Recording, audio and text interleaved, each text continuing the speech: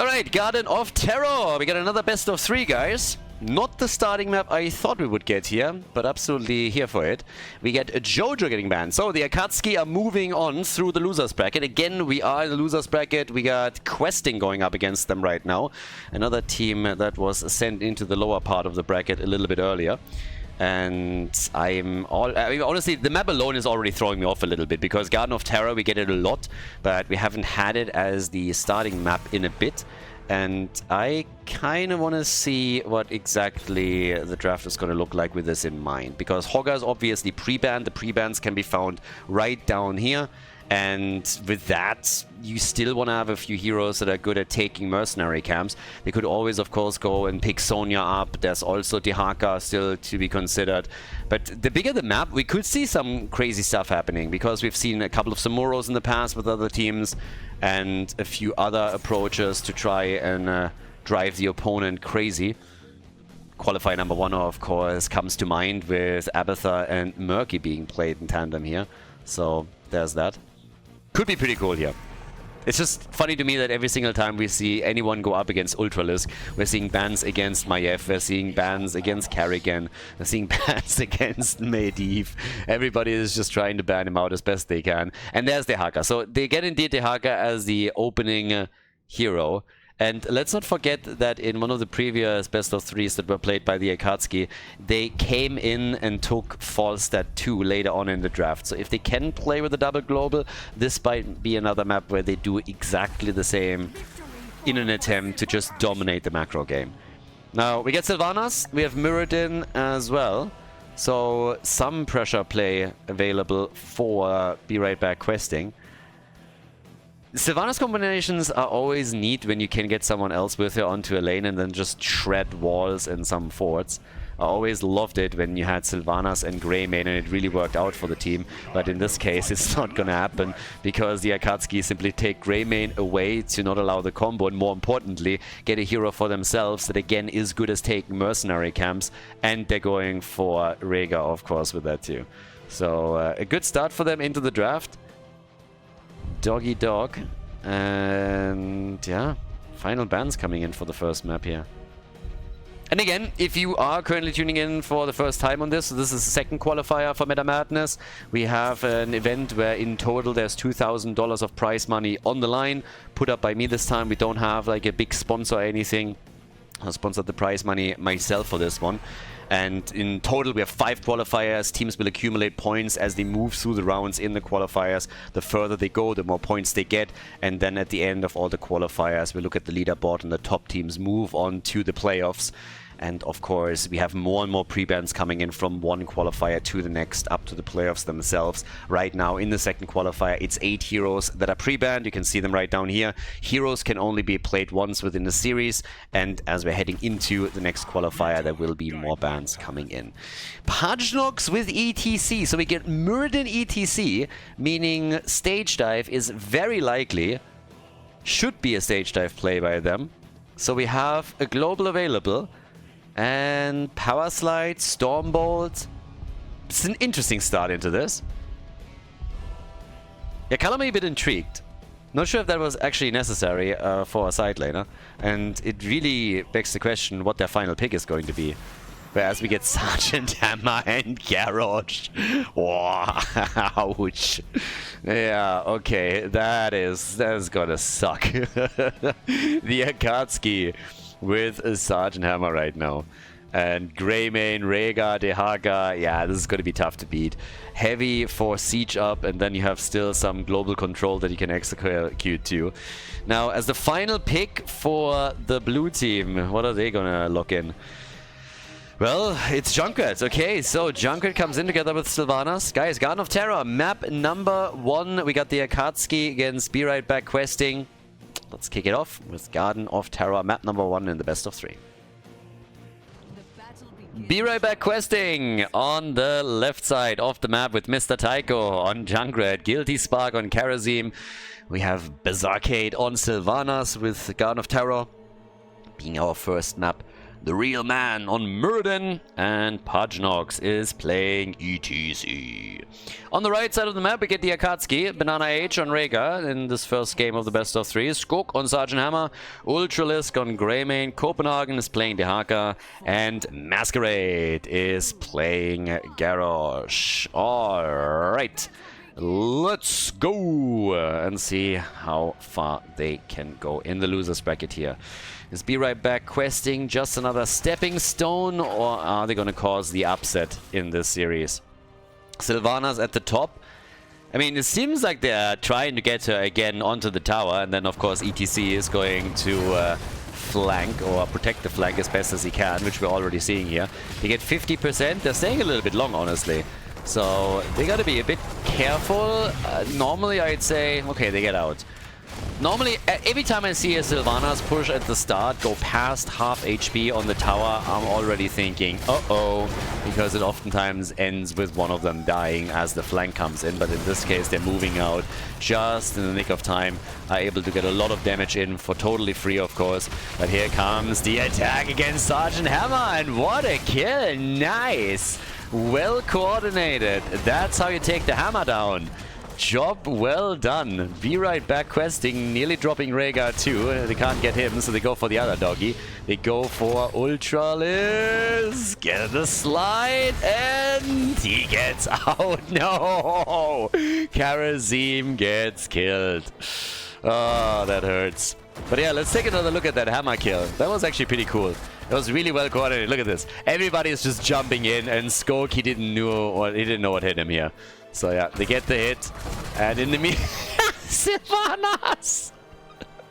Sylvanas gets soloed by Garrosh. She thought she had it, and then he's just like, nope, comes in and takes her down. So that was unlucky. 2 kills to 1 in favor of the Akatsuki now.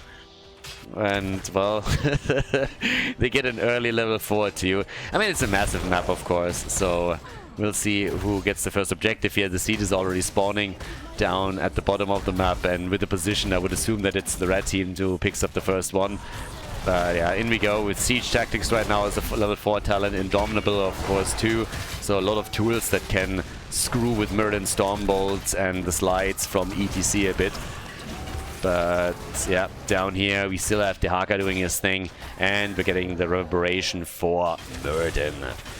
Off to a good start. Red team with a tiny lead here, bit of a lead in experience. Some of this is going to be negated in just a second as the minion waves are getting destroyed here. But the seed is up on the map, and now they can start claiming it. Of course, for Sergeant Hammer, level 7 is one of the most important things now, one of the most important pieces of the puzzle that they need to get. Highly unlikely. I like the coordination here between the two of them, by the way. Both with the same mount, so yeah, that's definitely pretty cool. And that is, or was, Junkrat. So the rat gets junked in the middle of the map, so they were able to destroy him. That's kill number 3 for the team. Good for them. Yeah, job well done. Junkrat gone, and that brings us to an early level 7 for the Akatsuki. Sergeant Hammer is going to be very happy about this. So far, Skok at the top lane has been playing this rather passive.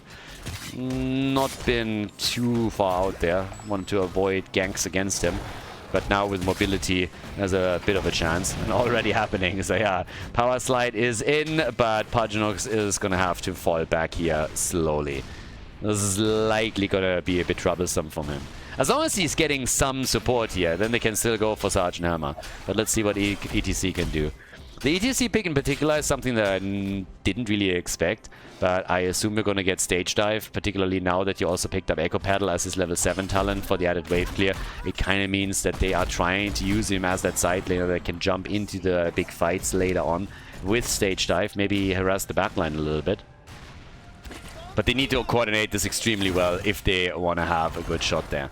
So Sergeant Hammer coming in again, getting some good hits in, and Junkrat is in real trouble. And with trouble, I mean he is experiencing a severe lack of hit points, which normally ends in death, and did so in this case too. Siege Giants at the bottom of the map with even more damage, so Be Right Back questing is doing what they can right now to try and stop that little onslaught here. But the wall is still suffering, as only Greymane and Rhaegar It's the Wolf Pack that is currently trying to do damage. Guilty Spark is now coming in too. It's all about Mirrodin hitting that Stormbolt. Oh, Greymane realizing that he's most likely not going to survive through this. And it's like, okay, I can still trade kills. So turns it around and Ultralis just pops off against Sylvanas, drops her, and now they're moving in with another lick from Kopen. Kopen and his Dehaka plays today are absolutely sick city. So they're getting a few more kills. They're now on level 10. We have them with 7 kills against 2, as topside Skok was also able to take ETC down. And down at the bottom of the map, they're continuing the pressure. And level ahead, an extra talent, the first seed already taken. They're looking good here. They're looking very good in the early game. And the big map also caters to their style that they've been using so far.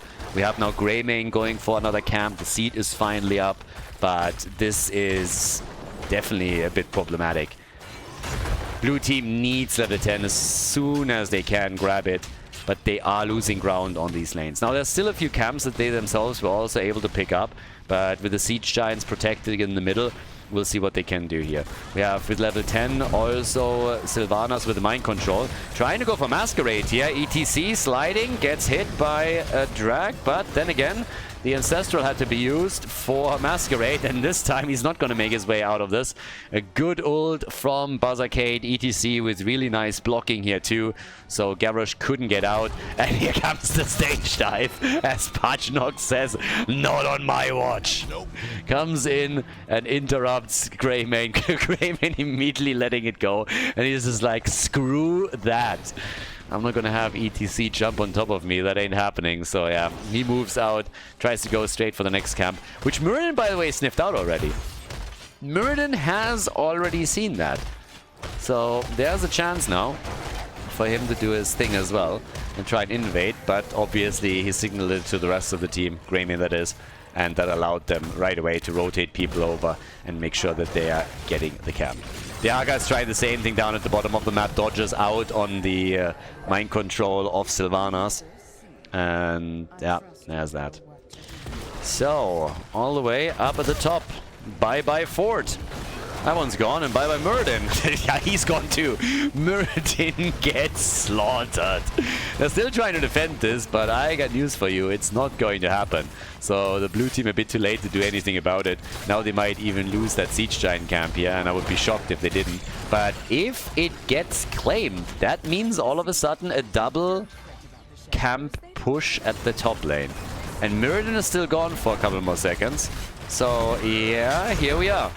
That means with level 13 talents now in their hands, the Akatsuki are gonna demolish large parts of this wall, as the Dehaka is still down at the bottom of the map. Now ETC is coming in at the top. Good Ancestral, just in time. Masquerade still in trouble, might die, and yeah! Gets locked down for just a second, but survives, and Karazim is dead. Mirrodin gets hit hard by Ultralisk, who comes in with a few more auto attacks and drops the Dwarf. So now they can, with Sergeant Hammer, siege up on the wall, take this entire thing down. The level 13 talent helps them, of course, even further. We got the Hyper Coolant engines in. On the Prowl is ready as well, and the Ferocious Stalker here. So yes, the wall is gone. And they can still go for a keep. They won't get the entire thing, but every bit of damage that you can start to build on this one is, of course, welcome from their perspective. Level 13, soon to be ready for Be Right Back questing. We have them with 20,000 damage on Sylvanas. Greymane and Sergeant Hammer a little bit ahead of her, so good on them. When it comes to deaths, Karazim, he's been targeted the most. It's honestly, it's huge prejudice. It was clear that Karazim would die the most, and this has nothing to do with his inability to survive fights, but it's just because the opponent is bald phobic, so they go for the bald guy, and I mean, this is just absolutely not cool. So they always go for the bald guy first. It's just a shoot and try principle, and we really need to speak out. Mirrodin is dead, so is Sylvanas, but we need to speak out against bald phobia. It's not cool. We need to start a hashtag or something. We need to tell Blizzard about it. Like, get Mirrodin a beanie. Get him a beanie. The man deserves some dignity and less of a sunburn. So yeah, Mirrodin gets murdered, so does Sylvanas, and with 16 in their hands, another big talent advantage, and that of course gives us Executioner. And it also gives us Giant Killer, so they're going for another fort. Dehaka is already at the side lane, starting to pressure the keep, and guess what? At the bottom of the map, another fort falls as the Siege Giants take this one down. Middle of the map, the attack is there. Skog is just sitting at max range, and he's just right-clicking. And he's like, yeah, alright, let's just leave that.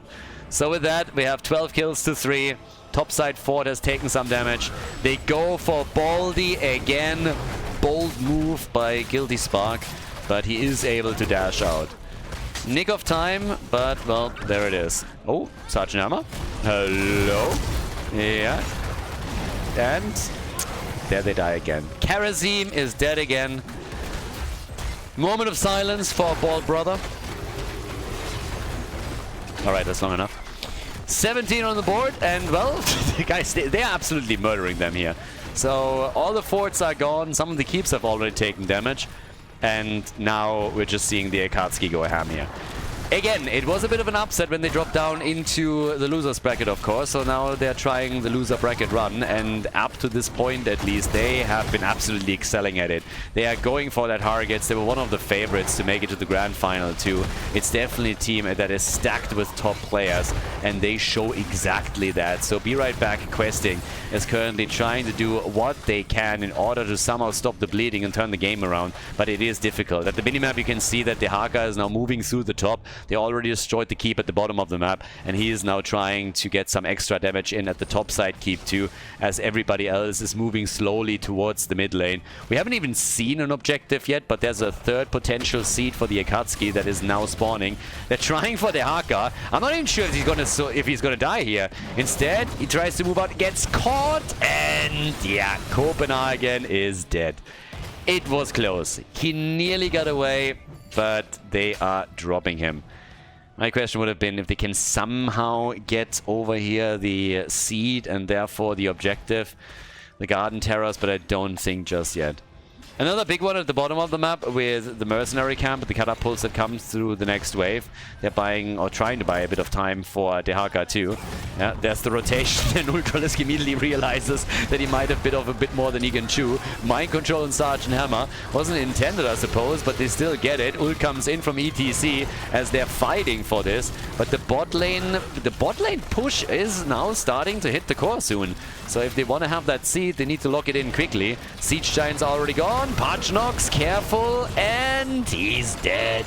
ETC is gone. Some beef for the barbecue has been accumulated. Ancestral on Ultralisk. He wants those kills, doesn't he? Dehaka comes in as well. Tries to go for Sylvanas. Karazim is already dead again. And Copenhagen, he wants the hit and he misses it. That was a little bit anticlimactic, but okay.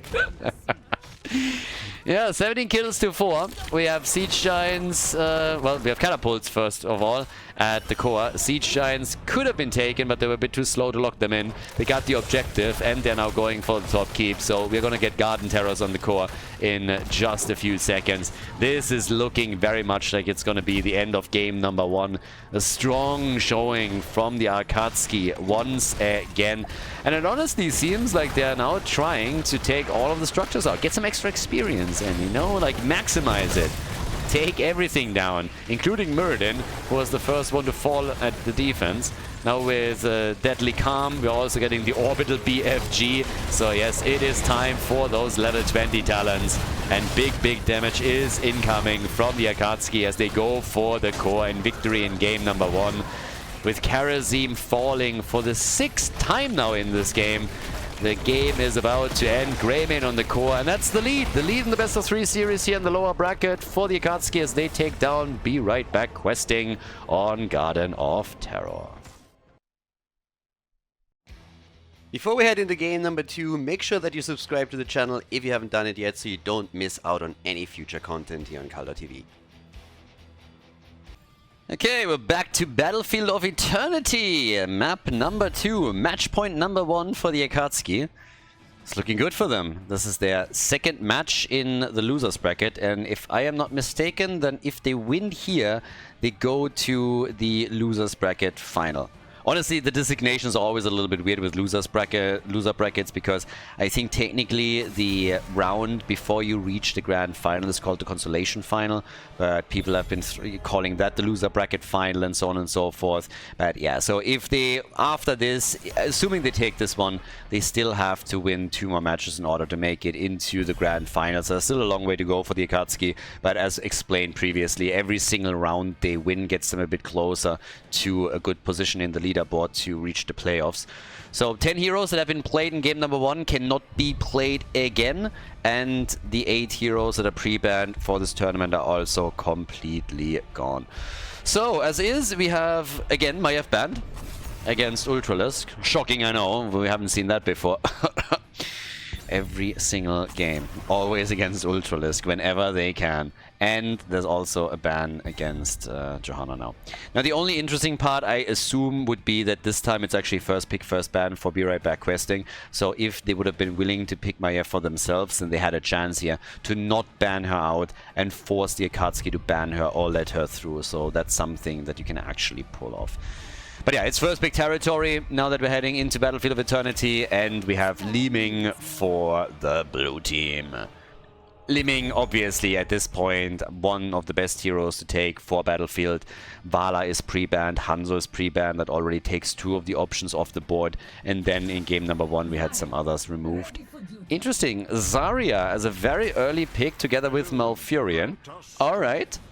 Yeah, color me intrigued. Let's see what they're gonna use with Zarya now, because if you remember, Garrosh has been played.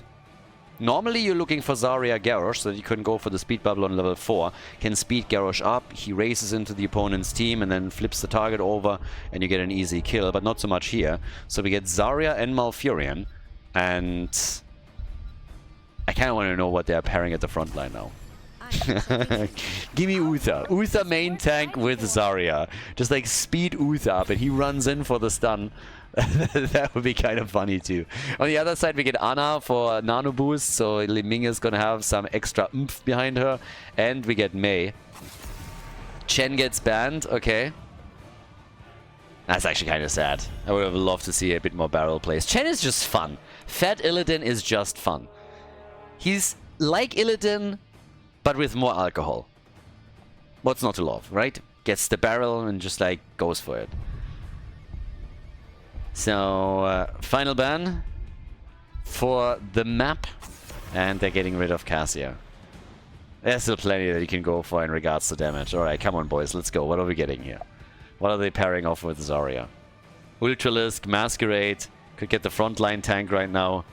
And I am all here for it. I could see them with some wild stuff. But it's Tyrael, so fairly normal still.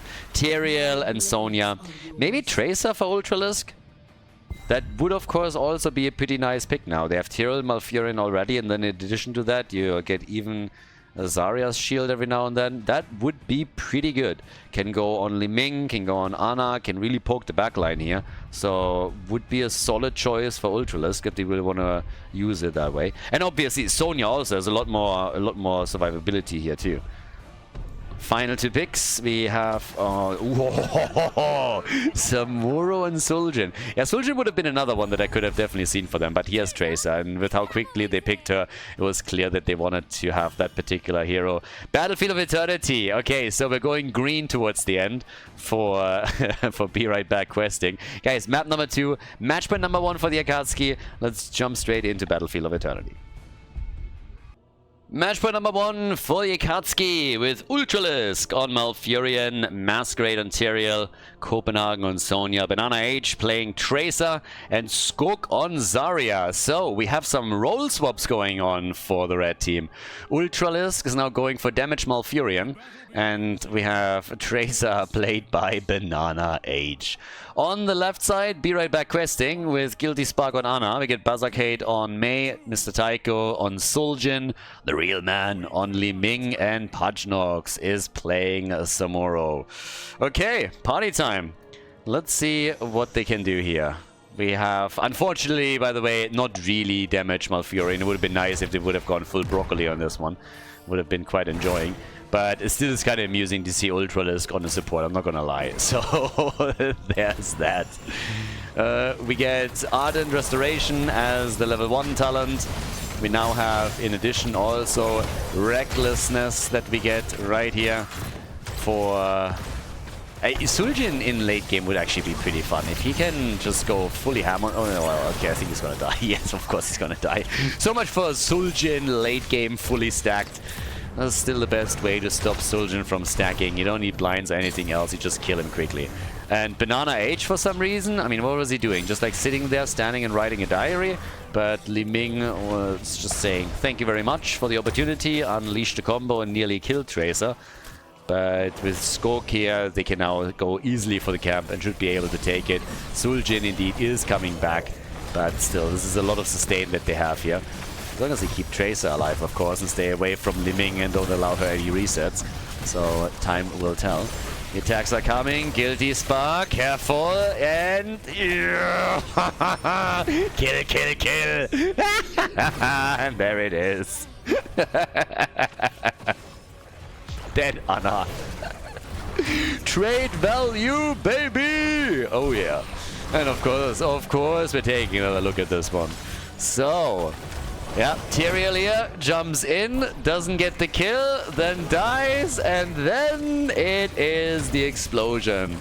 So they actually got 2 kills here. They killed Mei, and then afterwards they were able to take down Anna as well. Absolute value, you gotta love it. Fantastic. We get Give Me 20 for Zarya, and also with a more aggressive build for Tyrael, now the Divine Vigor. Masquerade, by the way, he has 1 stack on his level 1, and obviously this is not the best map if you're trying to get any kind of globe stacks going. You only have, like, the lanes are far moved, you can't just rotate between lanes.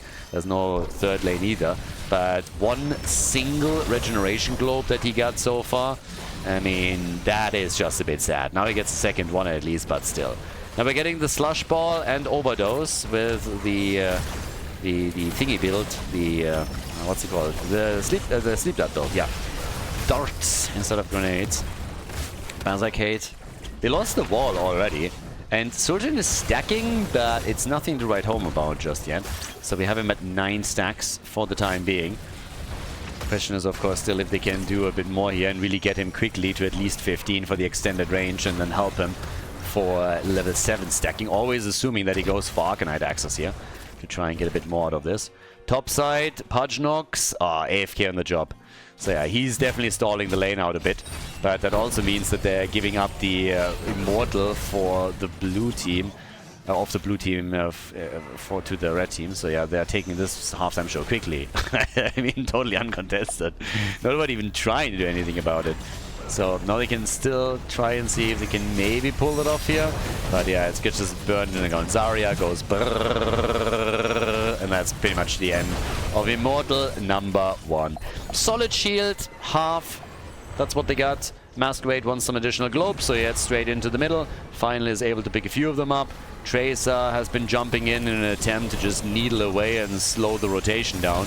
So far, so good. They can't really get a kill here, but Zarya is already up top side. Ultralis gets attacked in the back, still fine, but of course it's all about the push with the Immortal. And Pudgenox is trying to really keep them at bay here and slow them down before they can rotate towards the top. So currently we have a level 7 talents for them. So a talent advantage, but at least the Immortal's getting chunked on quickly. Not everybody's here for the red team, so the Akatsuki still have a few of their heroes down at the bottom of the map. And yep, that is at least the wall destroyed. They're gonna get some damage in on the fort. And ooh, maybe can they? Nah, they can't go for Anna. Well, maybe now they can go for Suljin at least. Tracer trying to move in, and she gets the kill, denies the value on the explosion, and Mei takes down both of them, by the way. So she just took down Tyrael and Tracer. Good moves by Be Right Back Questing. 3 kills to 4. It is indeed Arcanite access as the level. What did Guilty Spark just do? What? Did he just completely blank and brain fart, or what happened here? He just looked at Zarya, burning him down. I'm not quite sure if he was like, he wasn't stunned or rooted, if I'm not mistaken. Ultralis later on dropped the root on him. But yeah, that's the end of Anna. So I'm not quite sure what happened there. Maybe I missed something. But we now got the Arcanite Axis in. Obviously, we have Suljin still attempting to stack. He hasn't reached level 15 yet when he is going to get his extended range, which should make stacking a bit easier, particularly with the level 1 talent. Down to the bottom of the map, quest completed right there. And up at the top, yep, there's the explosion. But Li Ming is able to get away. Barely. But yeah. So the attacks are coming. A few more grenades coming in from Zarya. Good hits, by the way. Really nice aim, and it forces Li Ming back too. Suljin has the extended range. Good for him. Bottom fort has already fallen, so it is Sonya that is reigning supreme in the duel between her and Samuro. And they're not letting up on the push at the top either. This is the second fort that gets destroyed. All of the fountains now gone. And this is looking pretty spectacular for the Akatsuki. Not only do they have 2 forts destroyed, but they also have level 10. And that, of course, makes things so much worse now for Be Right Back questing. I think it's at this point a given that Masquerade is going to go for Judgment. I would be shocked if he goes for Sanctification. This seems to be a YOLO game, and yep, there it is. So Judgment is in, and, well, Li Ming was judged, and she was also taken apart. So she's gone. Li Ming is destroyed. The camp is stolen away, and now they can go for the next objective. Without level 10, the blue team has absolutely no path forward. I mean, nothing to do here. What are they going to do, realistically speaking? It's pretty much nothing. So, yeah, up at the top, we currently have a bit more damage done, and they're trying to get experience, so clearing the wave by Samuro is pretty much just a means to an end. They want level 10 abilities to at least defend against the Immortal, because they've already realized that they just do not stand a chance in order to get anything else done here. So, yeah, that's kind of it.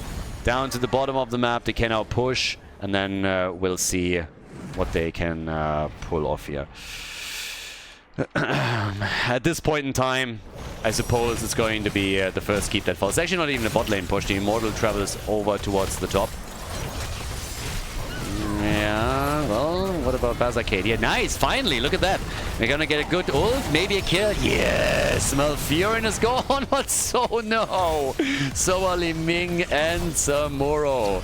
Both of them destroyed. Mei low, look how low particularly. Jesus. Bazarcade was nearly killed, but also look at Suljin. He had how many hit points left? I mean, it looked like 10 or something. So 8 kills to 4. The top lane pressure continues, even without Malfurion, but he's already back on the map. Now it's a kill again. I don't even know if Masquerade is getting killed or just commits suicide so that he can get some trade value. I'm really not so sure what exactly we're watching here whenever it comes to that. But the top keep is now taking damage. Down at the bottom of the map, we still have Sonya going strong. I'm not sure if they can destroy the entire thing up here, but now that they dropped Suljin, I think they should be able to. So Suljin gone. Here's the heal from Malfurion as Ultralisk arrives, keeping Banana Age alive too. And since Suljin is gone, there's just not enough damage to drop the Immortal quickly enough to save the keep. So this one's eliminated. Level 13 talents in their hands. The bot lane pressure was enough to take at least the tower and half the gate down, but Sonya wasn't able to do more than that. So the team is falling back for now, not pushing for core, but we have them with a solid lead in experience and kills, and of course that added talent too. Judgment again as they jump in deep, trying to go for Mr. Taiko, and they get him again. That is the 4th time now that Suljin has fallen, and Banana Age is able to get out of the fight. Actually starts to target Samuro here, who nearly gets a kill, might still get it, not quite, and they miss out on it. But they kill Ultralisk. So Ultralisk is gone. They're just not letting up. Masquerade again tries to go for another one, and they get Ada. But I suppose this is going to be the end of Zarya. She's way too far out here. And Zarya is gone. It's actually kind of funny to me that the entire time Copenhagen is just sitting at the bottom of the map. Is having none of this and it's just saying, all right, boys, let's go. We can still push for the second keep. Now, with their back to the wall, obviously. They're really having a problem here, since they just don't gain any ground. They haven't even destroyed... Look at this. The entire wall is untouched. Up at the top lane, pretty much the same picture. So the blue team, they can't get a foothold here. They need to somehow, I don't know, win a fight, win an Immortal, destroy at least a few forts so that the lane pressure is starting to relent a bit. But instead, it's a big attack towards Ana in the back as she gets completely caught off guard. Red team was driving a wedge between them, and that's the end of their healer. And so now they're just trying to escape here, but even that is a bit dicey. Even that is tricky. We have Sulshin, no. He gets the ult out at least and hammers away against Copenhagen, but then dies regardless. At least he completed his quest. Li Ming, wow. Nearly getting killed, but is able to get out. Mei wasn't so lucky, so she's gone. And now they're just sieging up on the bottom fort. There's also the level 16 talent that they now have in their hands. So, yeah, 5 versus 3 on the map. Unless Li Ming pops off. A little bit of beast-stepping happening. Pachnox. Yeah, he's manning up and going straight back to the front line. So, 14 kills, 2-7 overall. And Samuro gets killed as well. The keep is about to get destroyed. Top damage in the game is still Li Ming, by the way, with 43,000. Zarya has top damage on her side, so she's sitting at 37,000 now, and they're just farming them. The Akatsuki are going through Be Right Back questing like hot butter through cheese as they are just destroying them. They take one hero down after another, wherever they can find them. Whenever a blue hero pops their head out, they die a second later. It's Heroes of the Storm Whack-A-Mole that we're watching right now, and this is the end. The Akatsuki lock in a 2-0 victory and move on to the next round of the losers bracket. GG.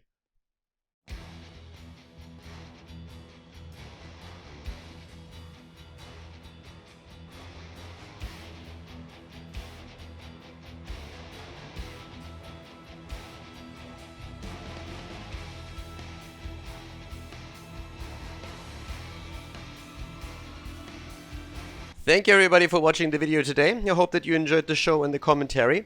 And keep in mind that the spoiler protection that is going to run for the rest of the video is made possible by all the support on patreon.com.